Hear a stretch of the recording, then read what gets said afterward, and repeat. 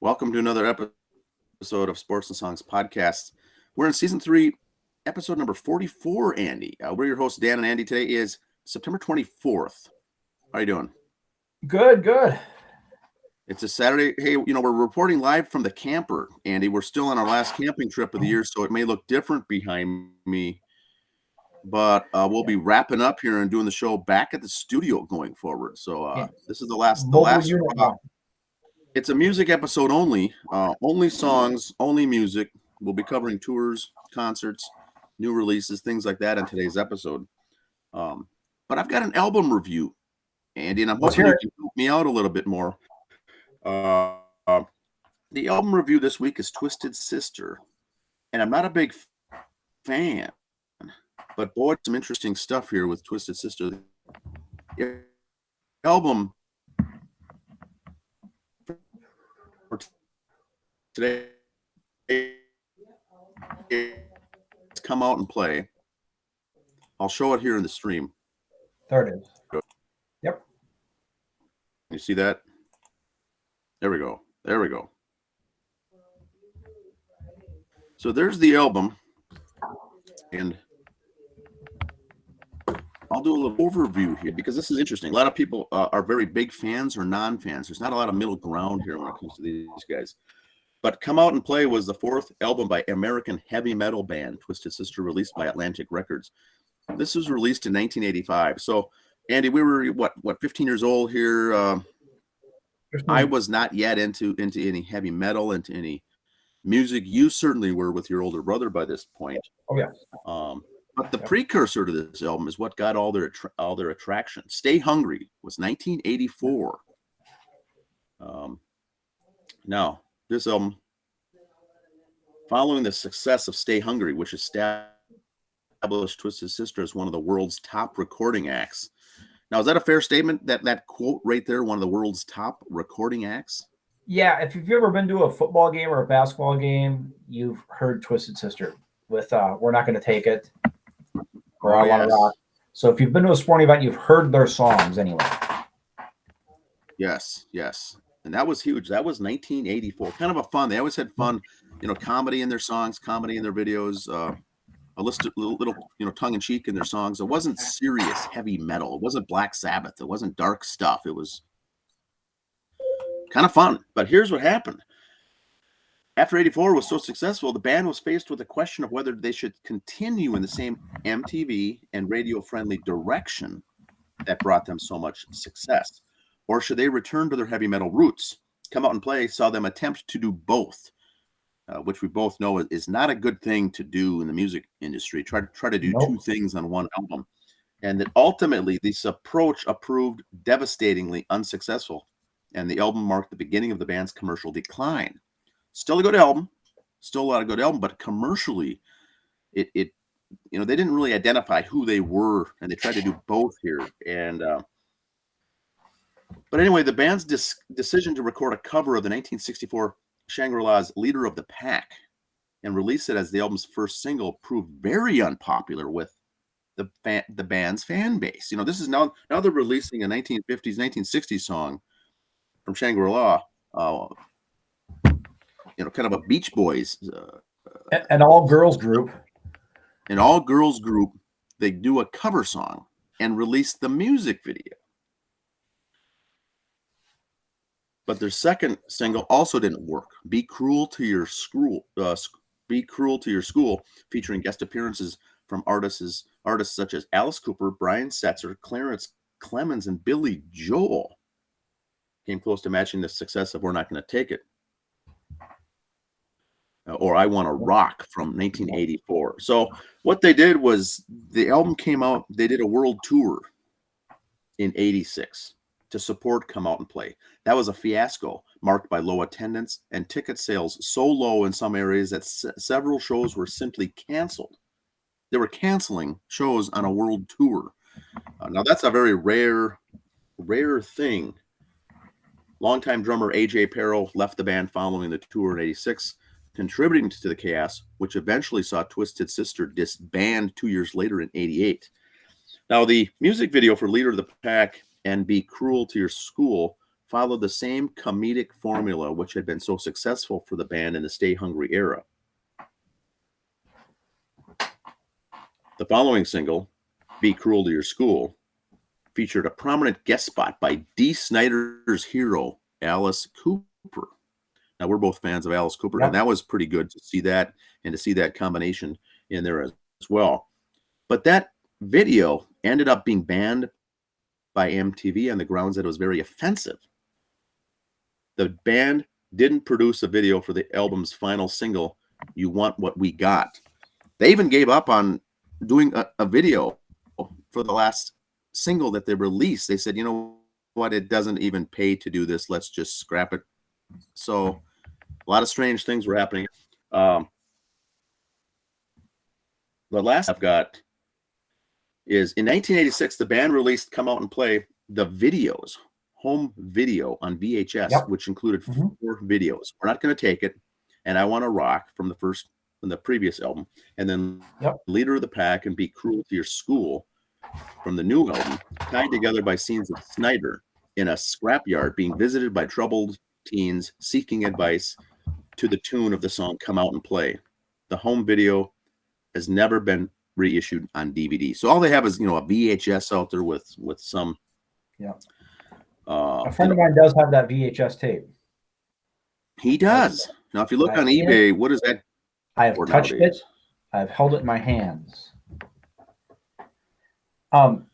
Nice. Now here's the album. Here's the tracks, and then we'll get into some of the details. It's a 10. It's your typical 10 song. No instrumental, no love ballads. It's just good rock with a couple cover songs. Come Out and Play starts off. That's the title track. The Leader of the Pack is song 2. You Want What We Got is pretty good. If you're into innuendos and tongue-in-cheek comments and lyrics there, that's pretty good. Next song is I Believe in Rock and Roll. Song 5 is The Fire Still Burns. Song 6 is Be Cruel to Your School, featuring Alice Cooper. Next song is I Believe in You. Next song is Out on the Streets. And the final 2 songs are Looking Out for Number 1 and Kill or Be Killed. Now, on the bonus CD, they also released King of the Fools, which is, I think it's a pretty good song as well. Now, the personnel obviously is Dee Snider,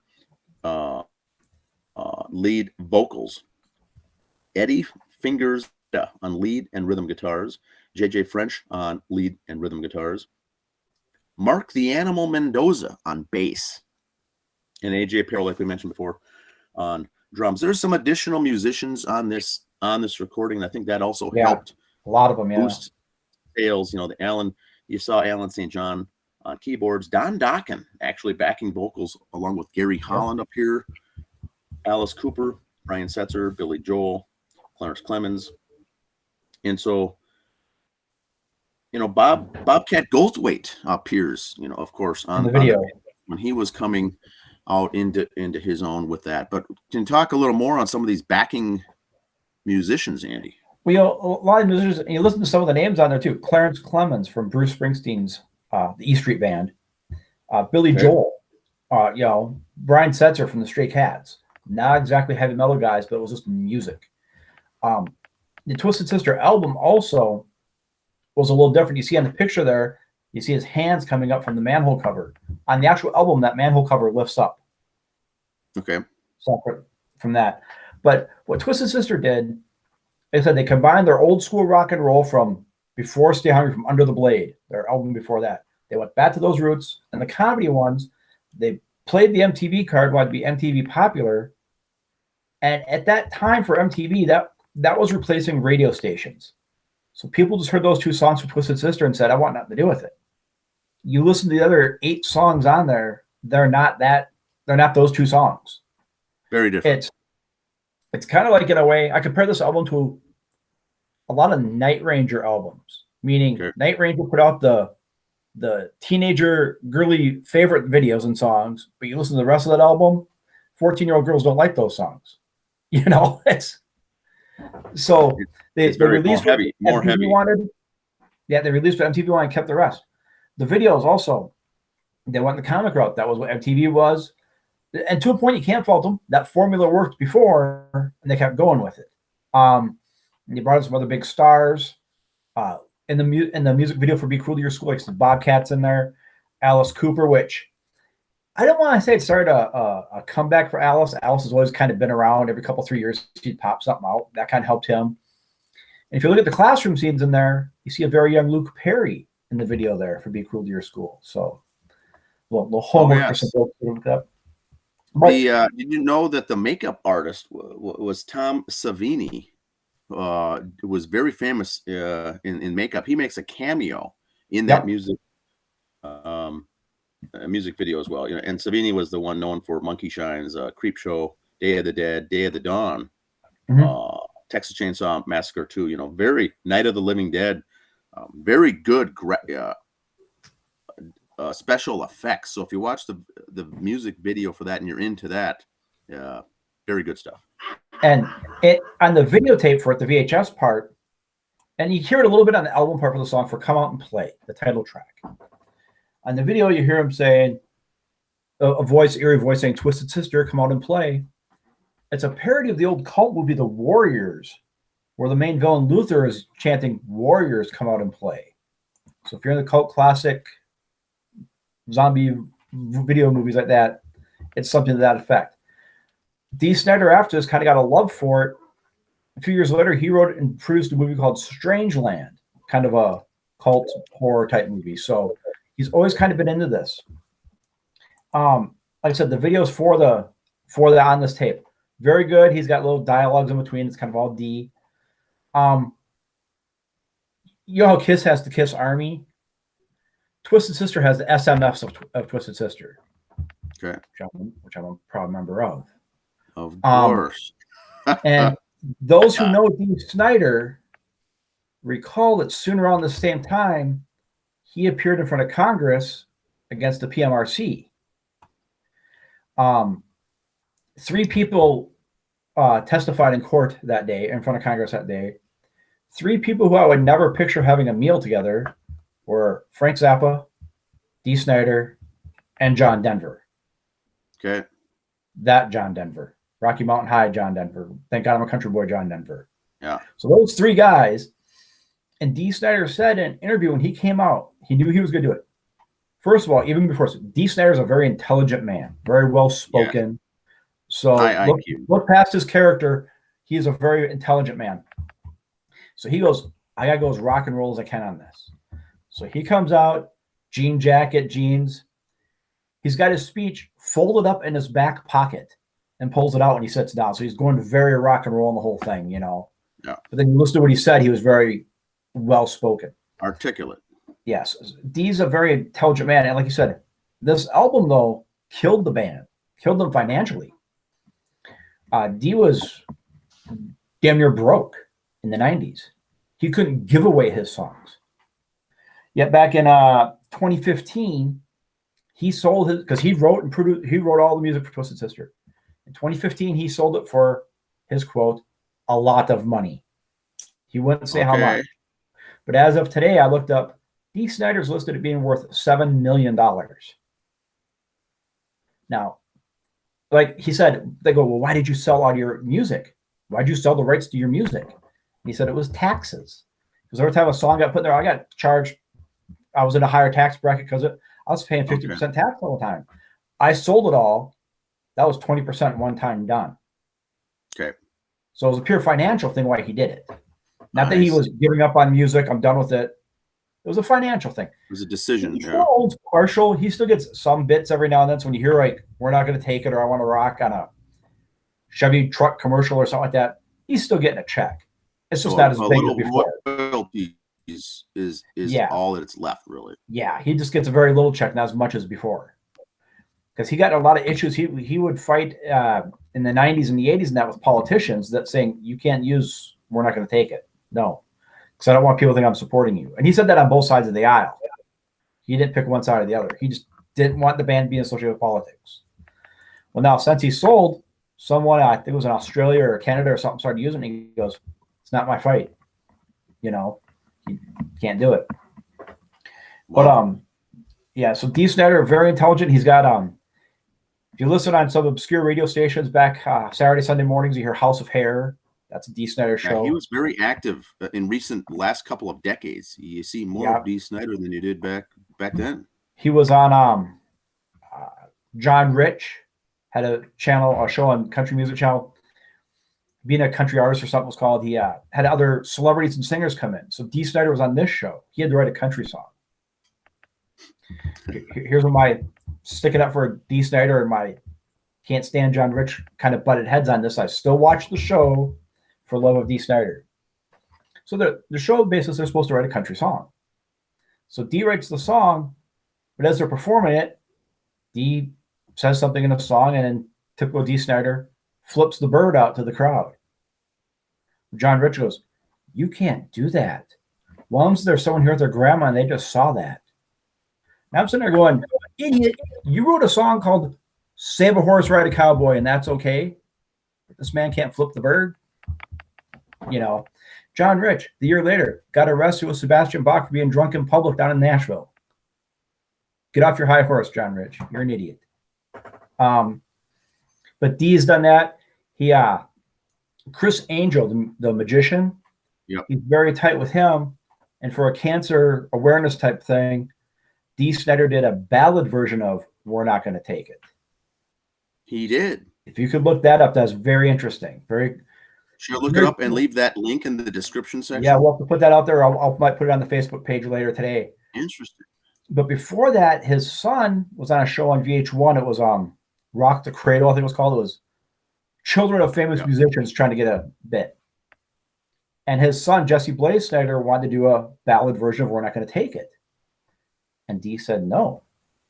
So on the show, Jesse starts out with the first couple lyrics, then he goes into the rock and roll part of it, But I think that kind of planted the seed going, this song does go as a ballad. If you're listening to the right contents, it plays about, it's not that bad. But other members of Twisted Sister, AJ Pirro has passed away a few years ago. He was in another band, Adrenaline, I think it was called, or something. He just, heart attack, passed away in his sleep. So AJ Pirro is no longer with us. Eddie Ojeda just kind of does his thing. You can't find him anywhere. He did a few other bands afterwards, but I think he's just enjoying life. Mark Mendoza has done some producing. He's still active in that sort of stuff. And JJ French has his own podcast, which you can listen to after hours. Listen to us first. But JJ's got some good guests on there, and he's done some stuff with his daughter musically. So they're all still active. You can see Dee Snider. He's not afraid to turn down a check. He was on a Celebrity Family Feud last year, going against Terry Bradshaw's family. So if you get a chance to see that, that's good watching there. But besides that, yes, come out and play. Very good album. If you can get past the first two songs, you're into the old school rock and roll. Just get past those first two and you'll be all right.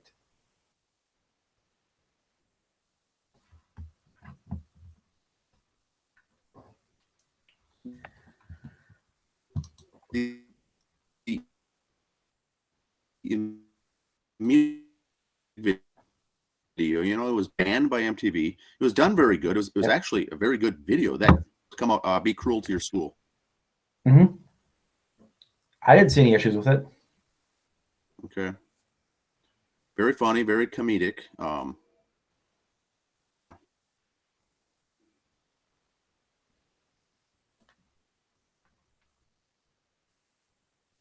Interesting. Who's Andy? I'm sorry, what? You broke up there for a second. Yeah, you cut off for a second. What did you say? Any upcoming shows or concerts to talk about? Any? I do know coming up, there's been a lot of bands coming up with their shows. Tour. I will be posting my Bellamy Brothers review today. Got that all written and finished up. That's coming out. Some other tribute bands are coming out. I know. There's some coming up. Nothing major. No one at the big arenas. But just check out MedinaEntertainment.com, Medina Entertainment Center, and check out their lists there. All different sorts of music coming up there. Queen, a Killer Queen, coming up out there. Thunderstruck coming out there. And, of course, in December, Hairball.